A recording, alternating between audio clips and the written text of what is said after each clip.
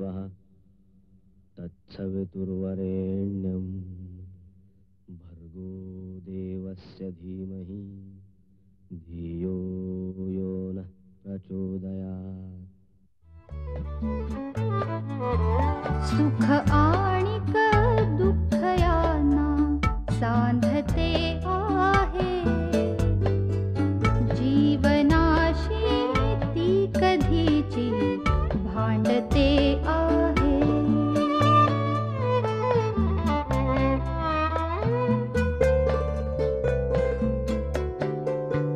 दोन डोळ्यांनी मुक्याने बोलताना ती वेगळे काहीतरी बघ सांगते आहे।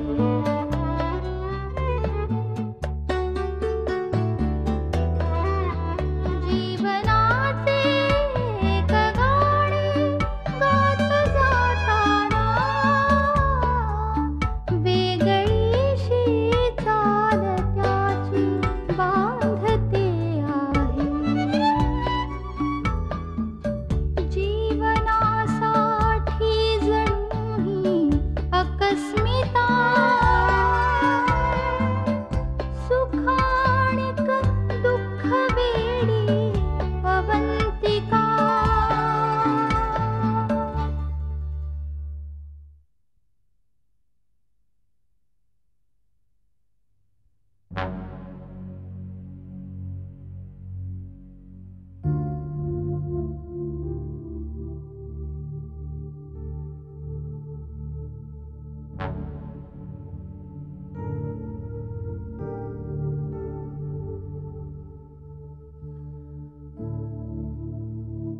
या लोकांना ना वेळ काळाचं काही भानच नाहीये। मला म्हणे स्वतःलाच तिथे राहायचं नव्हतं, म्हणून मी माझ्या सासरच्यांना धमकी देऊन इथे निघून आली। मी पत्नीपदाचं एकही कर्तव्य पार पाडत नाही, त्याला माझ्या अंगाला हात लावू देत नाही, त्यामुळे लग्नाचा जो मूळ हेतू आहे तो नष्ट झालाय।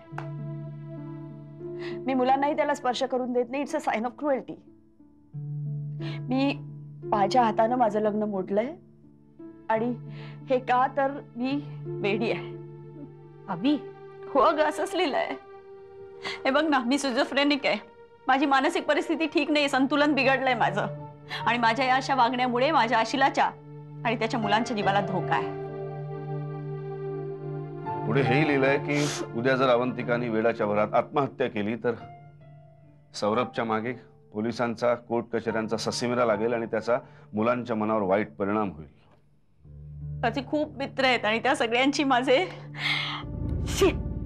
काय वाटेल ते लिहितात। मला वाटलंच होतं, बाबा मला माहित होतं, स्वतःच्या चुका लपवण्यासाठी तो माझ्यावर असले आरोप करणार। गलिच्छ। आणि अवंतिकाच्या या सगळ्या वागण्याच्या मागे म्हणे तिच्या आई वडिलांची फूस आहे। आमची फूस? काय वाटेल ते काय लिहितात हे लोक। तुम्ही दोघी जरा शांत व्हा। हो पण सुलभा, लीगल नोटीस मधली भाषा ही अशीच असते।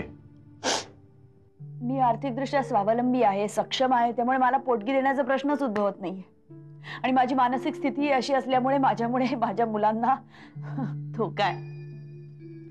त्यामुळे आर्यची कस्टडी पण त्यांच्याकडे द्यावी असं लिहिलंय। काय वाटेल ते बोलतात हे लोक। माझ्या मुलीला वेड लागलंय म्हणे, कसलेही आरोप करतात, काय समजतात काय? तुम्हाला वेड लागलाय म्हणाव, वाटेल ते आरोप करतात। मी आता फोन करूनच जाब विचारते त्या शोभनाताईंना। थांब सुलभा, या सगळ्याचा शांतपणे विचार करायला हवाय। हा काही खेळ नाहीये। खेळच करून ठेवलाय सगळा। यांचा खेळ होतोय आणि माझ्या मुलीचा मात्र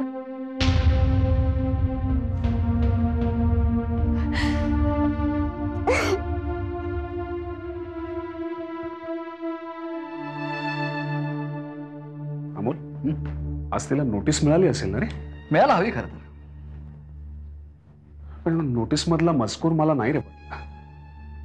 स्किझोफ्रेनिक वगैरे हे सगळं खोटं आहे। तुला डिवोर्स हवाय की नको? ऑफकोर्स डिवोर्स हवा आहे, पण हे अशा पद्धतीने नाही, याला काही उपाय नाही। अवंतिकाच्या जागी दुसरी कुठलीही मुलगी असती ना सौरभ, तर आपण म्युच्युअल कन्सेंटने डिवोर्स घेतला असता।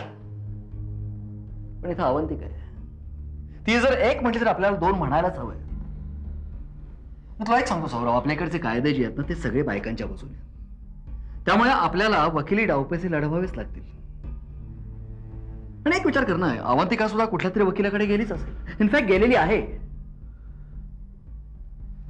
आणि याची त्याला पूर्ण कल्पना आहे की मुलांची कस्टडी तिलाच मिळेल, शिवाय पोटगीसाठी ती प्रयत्न करेल. आणि तिने अत्यंत हुशारीने आपलं अर्निंग कुठेही दिसणार नाही याची पूर्ण काळजी घेतलेली आहे. त्यामुळे आपण वकिली डावपेच लढवायला काहीच हरकत नाही असं मला वाटतं. पण हे सगळं वाचून ती भडकणार नाही ना एकदम, म्हणजे नाही ते तर आहेच, पण मला उत्सुकता आहे ते तिचं उत्तर काय असेल याची. म्हात्रे खूपच चांगले वकील आहेत आणि त्यामुळे आपण जरा जास्तच तयार राहायला हवं.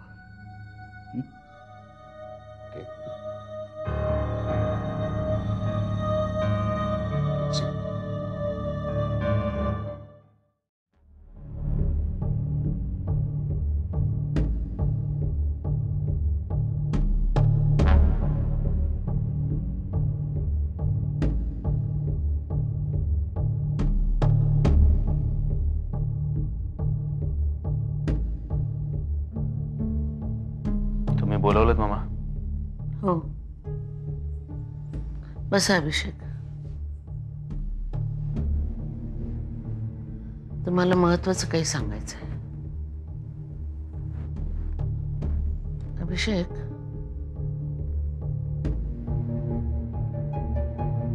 आमच्यावर खूप रागवलात ना अभिषेक? आमच्याशी बोलावंसं सुद्धा वाटत नाहीये तुम्हाला? नाही, तुमचा राग अनाठाई नाहीये, पण आमचंही वागणं आमच्या भूमिकेतून अप्रस्तुत नाहीये. आम्हाला कोणाचंही वाईट करायचं नाहीये अभिषेक. त्यांनी सुखात राहावं, आम्हाला सुखात राहू द्यावं, बस. या सगळ्या प्रकाराचा आम्हाला खूप त्रास झालेला आहे. रात्रीची झोप लागत नाही आम्हाला. छातीवर प्रेशर आल्यासारखं वाटतंय. मामा, नाही, डॉक्टर म्हणाले तशी काळजी करायची गरज नाही. अँजायना असेल, पेन होण्याची शक्यता आहे. मामा पण नाही, अँजिओग्राफी वगैरे करायची गरज नाही म्हणाले, बट वेट अँड वॉच. काचेक तुम्ही सांगितलं का नाही मला हे? कुणाला सांगू अभिषेक? कुणाला वेळ आहे? प्रत्येकाला आपले आपले प्रॉब्लेम्स आहेत. आय एम सो सॉरी मामा, I am really very sorry. पण हे बघा, तुम्ही प्लीज तुमच्या तब्येतीची काळजी घ्या. तुम्ही कुठल्या डॉक्टरांकडे जाऊन आलात? हवं तर आपण एन्जिओग्राफी करून घेऊ ना, उगाच रिस्क नको. नाही नाही, गरज नाही. आम्ही पुढच्या आठवड्यात डॉक्टर देशमुखांची अपॉइंटमेंट घेतलेली आहे. डोंट वरी, हे सगळं टेन्शनमुळेच होते अभिषेक. प्लीज मामा, see everything is going to be okay. तुम्ही असं टेन्शन घेऊ नका प्लीज. एवढाच एक प्रॉब्लेम नाहीये आम्हाला अभिषेक. बिझनेसची काळजी वाटते आम्हाला. सौरभ पुन्हा खूप हट्टी झालेत. पेपर न वाचता, चेकवरची नावं, रक्कम वगैरे न वाचता सही करायला लागलेले आहेत. चुकीचे निर्णय घेत आहेत, चुकीच्या लोकांवर अवलंबून राहत आहेत. आम्हाला आता त्यांच्यावर अजिबात विश्वास राहिलेला नाही. तसं नाहीये मामा. अहो, म्हणजे ही एक टेम्पररी फेज आहे, यु नो. आणि सध्या सौरभदाही खूप टेन्शन मध्ये असतो. हे सगळं नीट झालं ना की everything is going to be okay. मग तो बिझनेस नीट सांभाळेल. I know that. असं म्हणून तुम्ही तुमच्या भावाचे दोष झाकताय अभिषेक. हे तुमचं मॅच्युअर्ड झाल्याचं लक्षण आहे. खरं सांगायचं ना तर आता आमची मदार तुमच्यावर आहे सगळी. आणि म्हणून आमच्या इस्टेटीची पावर ऑफ अटॉर्नी आम्ही तुमच्या नावाने केलेली आहे. मामा पण हो अभिषेक, उद्या आमचं बरं वाईट काही झालं. प्लीज मामा, काही होणार नाहीये तुम्हाला. अभिषेक, आमची साठी जवळ आलेली आहे, तेव्हा काहीही होऊ शकतं. आता तुम्हीच मोठे व्हा आणि सौरभला सांभाळा. बिझनेसकडे लक्ष द्या. आम्हाला वचन हवे अभिषेक. मामा आमच्या पश्चात तुम्ही या घराण्याची प्रतिष्ठा सांभाळाल. हा बिझनेस बघाल अभिषेक. मामा तुम्हाला काही होणार नाहीये. नाही अभिषेक, आम्हाला वचन हवे.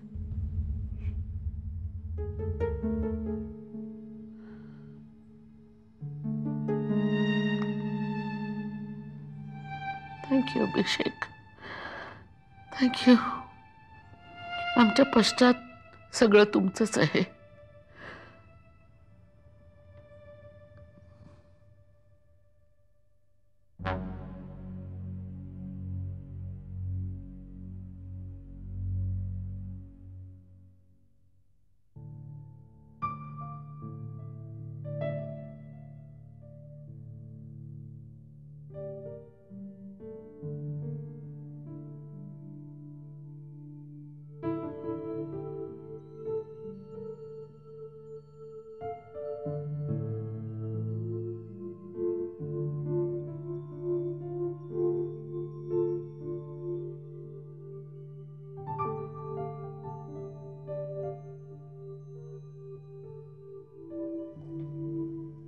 काय ग, कसला विचार करतेस?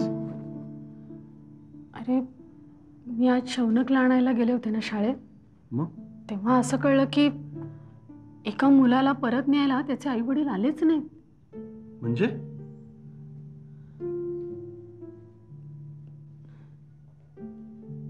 म्हणजे काल त्यांनी आपल्या मुलासाठी ऍडमिशन घेतली होती, पण नंतर जे डिटेल्स दिले ना, म्हणजे पत्ता नाव ते सगळंच खोटं होतं.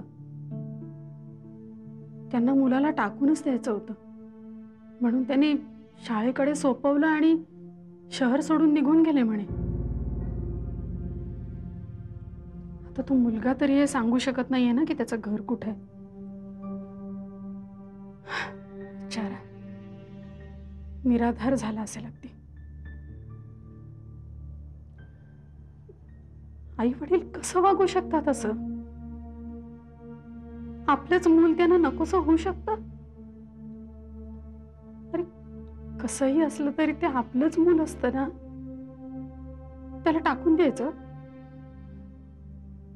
कसा जीव होतो हे सगळं करायला? अनिता, प्रत्यक्षात त्यांना काहीतरी प्रॉब्लेम असेल.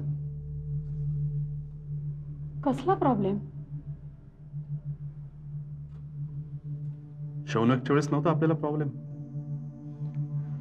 हो, तेव्हा मी तशी वागले खरी. मलाही वाटत होतं की त्याची वेगळी व्यवस्था व्हावी, पण त्याला टाकून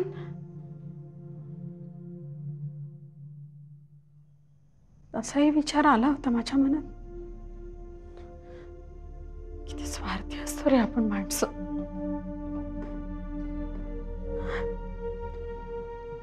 अशी कशी वागले मी तेव्हा? जाऊ दे ग, उशिरा का होईना पण तुला कळालं ना. संजीव, ज्यांच्या घरी असं प्रॉब्लेम चाइल्ड असतं त्यांना किती त्रास होत असेल रे.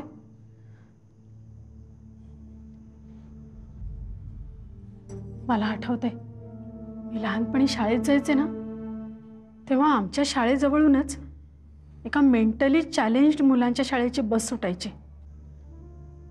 सगळी श्रीमंताची पोरं, त्यांच्या ऐश्वर्याला लागलेलं गालबोट. देव सुद्धा पूर्ण सुख कुणाला लाभू देत नाही, हेच खरं.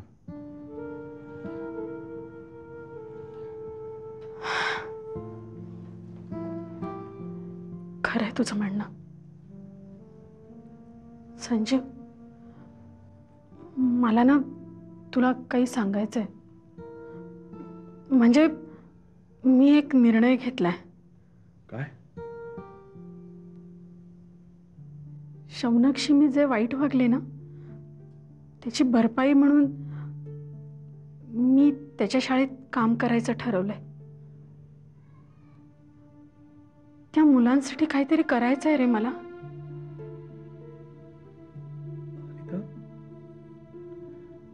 खरंच खूप चांगला निर्णय.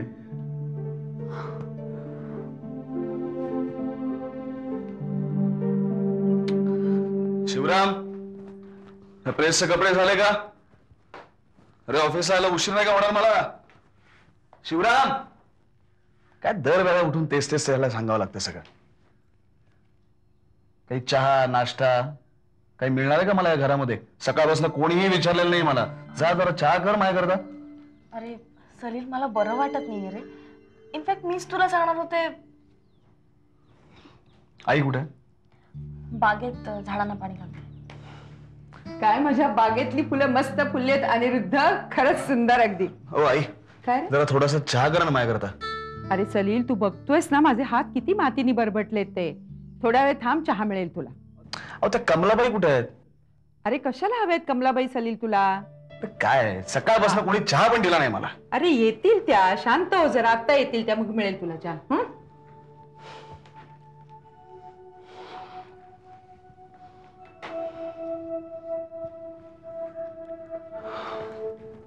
विमा, मला साखर नको आहे.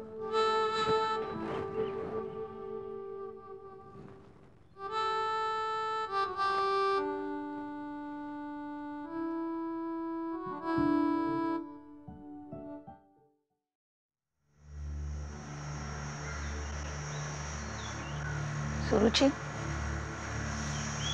सँडी कसा आहे ग आता? खूप त्रास होतोय त्याला, पण सहन करतोय. मला त्रास होऊ नये म्हणून विनोदही करतो मध्ये मध्ये. त्याची ना बडबड काही बंद होत नाही. उर्मी, मी ना घरातलं कॅलेंडरच काढून टाकलंय. कॅलेंडरकडे बघितलं ना की खूप भीती वाटते. असं वाटतं किती पटकन दिवस निघून चाललेत. सुरुची, हे सगळं ऐकल्यावरती ना एक गोष्ट पक्की आहे. We can't change our destiny. आई मला नेहमी म्हणायची, आपल्या नशिबातले भोग असतात ना, ते आपल्याला भोगायलाच लागतात. माझ्या बाबतीत कमी गोष्टी घडल्या आहेत का?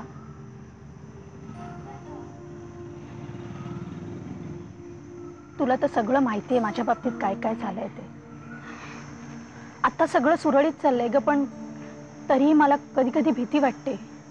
हे सगळं कधीही बदलू शकतं. नाही उर्मी, आत्ता कुठं सगळं व्यवस्थित झालंय. उलट मला तसं वाटतं की मी सारखं इथे येऊन माझं रडगाणं तुला सांग. वेडी आहेस का तू? सुरुची, मग आपली मैत्री काय कामाची? हा, अरे हा, तुला एक गोष्ट सांगायचीच राहिली. शुभमला भावंड होणार आहे. Wow, congrats. मिलिंदला पण सांगा. नक्की, मी पुढच्या वेळेला येईन तेव्हा नक्की. Sandy, hello. हो, येते मी. हो, अरे उर्मीकडे आले होते ऑन द वे. हो, येते 5 मिनिटं निघतेच आहे. Okay, bye. 1 मिनिटही मला सोडून राहत नाही आता तो. हॉस्पिटलमध्ये जायचं म्हणून निघाले होते, ऑन द वे थांबले इथे. जा तू जा, काळजी घे स्वतःची. आणि मला मधून मधून फोन करत जा. ओके, चल बाय. बघ, मला ते असं काही बोललेलं नाहीये. तू एकदा बोलून घे ना त्यांच्याशी. अगं पण ते काही बोलायलाच तयार नाहीये. Excuse me. आज तुम्ही बाळाला डिस्चार्ज देणार होता ना? नाही, तुम्ही जरा थांबा. नाही, काय गडबड काय मला कळत नाही, कारण तुम्ही आम्हाला मगापासून वॉर्ड मध्ये सुद्धा जाऊ देत नाही यार. चाइल्ड स्पेशलिस्ट डॉक्टर संजीव कीर्ते यांना आम्ही बोलवलंय. का? नाही, काही नाही, तुम्ही प्लीज थांबा. अरे अविनाश, मला काहीतरी गडबड दिसते. कीर्तन ना इथे बोलवायची वेळ का आली यांच्यावर? मलाही काही कळत नाहीये. मला खूप भीती वाटते. आपण बाबांना फोन करून बोलवूया का? चल फोन करून येऊया.